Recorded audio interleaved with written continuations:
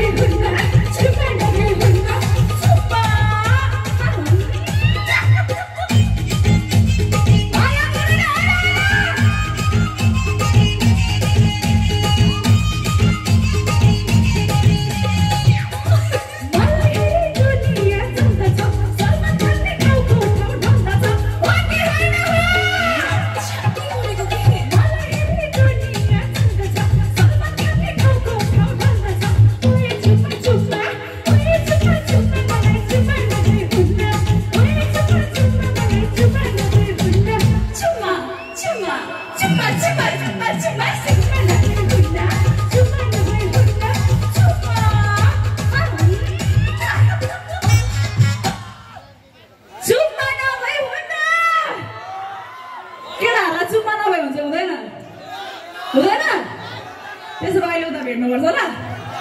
हुन्छ यहाँ सबैको हजुर चुम्माको लागि भेट भन्ने नाचेर मरि नाच्ने चाहिँ उता नि यता भेट्छु यिनी भेट्छु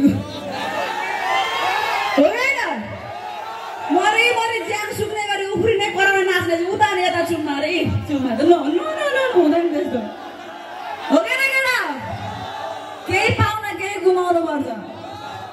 जसले मोह काट्छ त्यसैले हात चाड्छ अनि मोह काट्ने यता अनि कस्तो हात चाड्न लपलप गर्दै आएको त हैन ओके अब भने हामी फाइनली कुन गीत गाउँछौँ थाहा छ हजुर